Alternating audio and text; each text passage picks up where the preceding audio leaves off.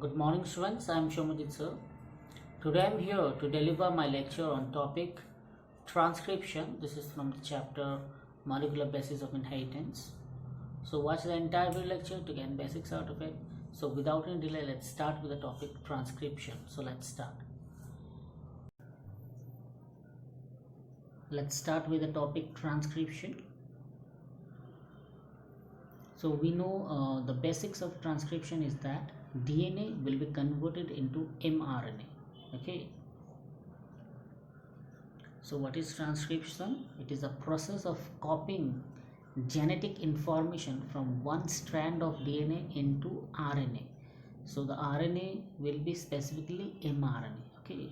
So here adenine forms base pair with uracil instead of thymine. So you can see the template strand, the coding strand, the RNA polymerase and the messenger RNA that is being formed.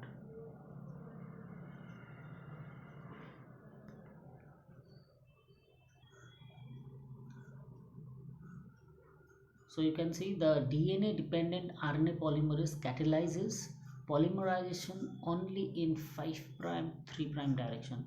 Always DNA synthesis takes place in 5' to 3' direction, and 3' to 5' acts as template strand and 5' to 3' acts as coding strand. So again I repeat, 3' to 5' strand acts as a template strand and 5' to 3' acts as a coding strand. So you can see the coding strand, you can see the template strand. So both strands are not copied during transcription because the code for protein is different in both strands. This completes the translation. Okay, so this complicates the translation. So if two RNA molecules are produced simultaneously, this would be complementary to each other. It forms a double-stranded RNA and prevents translation. So you can see the two strands, the template strand, RNA is built from this, and you can see the coding strand, this is copied to RNA. So you can see the base pairs. So after transcription, you can see an mRNA is being formed.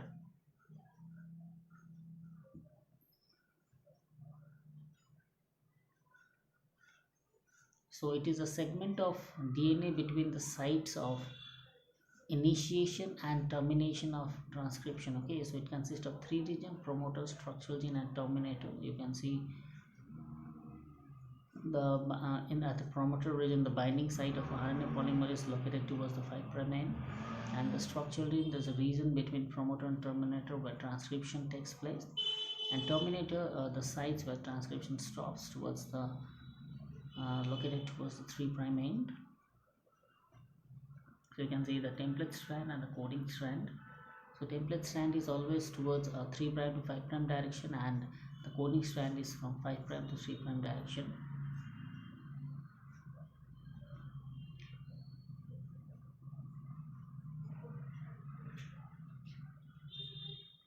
So next you can see a gene. So what is gene? Gene is a functional unit of inheritance.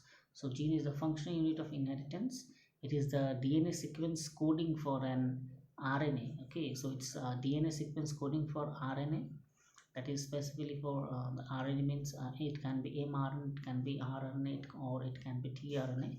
Now what is cistron? Cistron is a segment of DNA coding for polypeptide during protein synthesis. So cistron, what is cistron? Cistron is a segment of DNA coding for polypeptide during protein synthesis. So it is the largest element of a gene. Okay, so cistron is the largest element of a gene. So you can see the cell, you can see inside cell there is a nucleus. Inside nucleus we have a chromosome, and inside chromosome we have DNA, and inside DNA we have genes. So the structural gene in a transcription unit is two type. One is monocistronic structural gene, these are called split genes. Another is polycistronic structural gene. So monocistronic structural genes are, it is seen in eukaryotes, whereas the polycistronic structural gene is present in prokaryotes. Okay, so in case of monocistronic structural genes, here the coding sequence, that is exons, are expressed, okay, and are interrupted by introns. So exons and introns are present one after the another. So exons expressed. So exons appear in processed mRNA and introns do not appear in processed mRNA. So in processed mRNA only exons are there. But in case of a polycistronic structural gene, it is seen in prokaryotes. Here there are no split genes. So you can see a monocistronic structural gene where exon followed by intron and exon and intron are present. These together constitute a gene. Whereas in a polycistronic structural gene, you can see gene 1, gene 2, gene 3. No introns are present.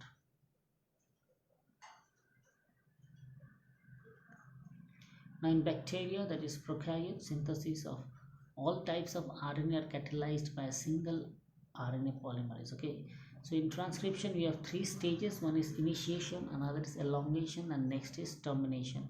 So transcription has three stages. First is initiation, where the transcription start, then elongation, where the transcription continues, and termination, where the transcription stops.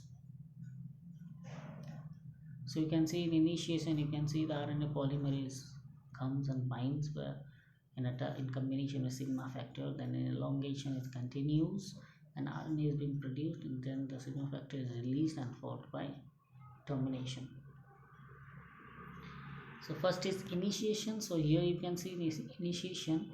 Here the RNA polymerase enzyme binds at the promoter site of DNA, and this causes the local unwinding of DNA double helix.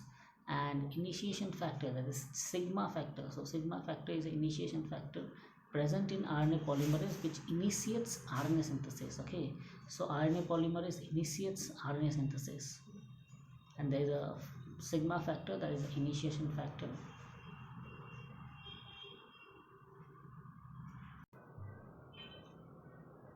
Next is elongation. So here in elongation, the RNA chain is synthesized in 5' to 3' direction. So in this process, activated ribonucleoside, that is ATP, GTP, UTP and CTP is added. This is complementary to the base sequence of the DNA template. Okay, this is complementary to the base sequences in the DNA template.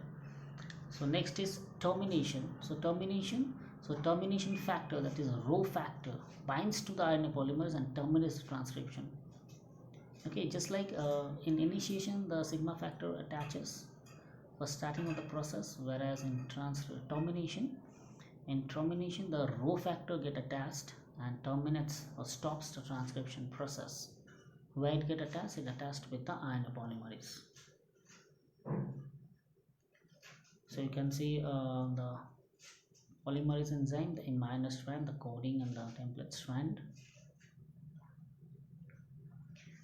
So in bacteria, transcription and translation can be coupled. That is, translation begins before mRNA is fully transcribed because mRNA requires no processing to become active, and transcription and translation takes part in same compartment. So no separation of cytosol and nucleus is there.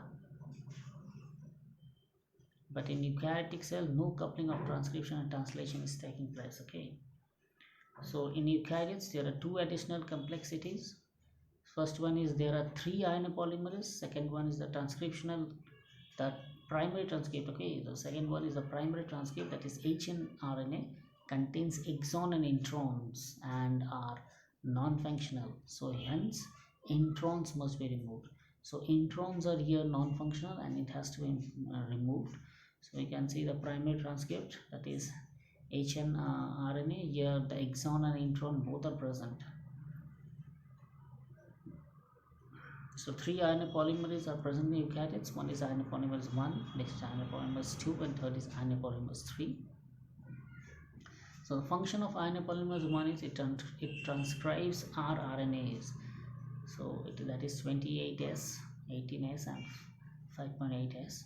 And second is RNA polymerase 2, it transcribes heterogeneous nuclear RNA, that is hnRNA. So it is the precursor of mRNA. Next is RNA polymerase 3, that means it transcribes tRNA, that is 5S RNA and SN RNA, the small nuclear RNA. Okay.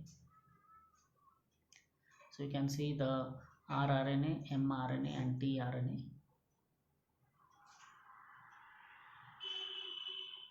So next is the processing of primary transcript, that is hnRNA. So you can see the primary RNA transcript, it has both exon and introns. Okay, but after RNA processing, only exons are joined. You can see exon 1, exon 2 and exon 3 are joined and introns are removed.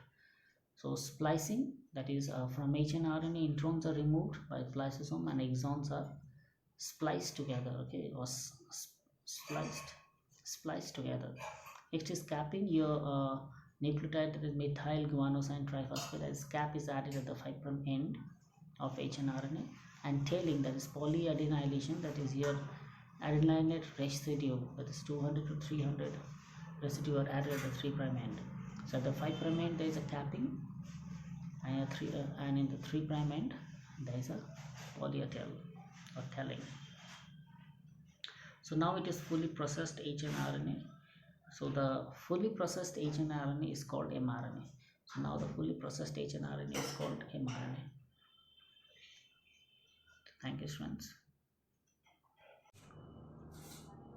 So thank you, students. This was all about the entire lecture. You have discussed about the topic transcription. So hope you have understood it, and next day again we'll meet. Thank you, students.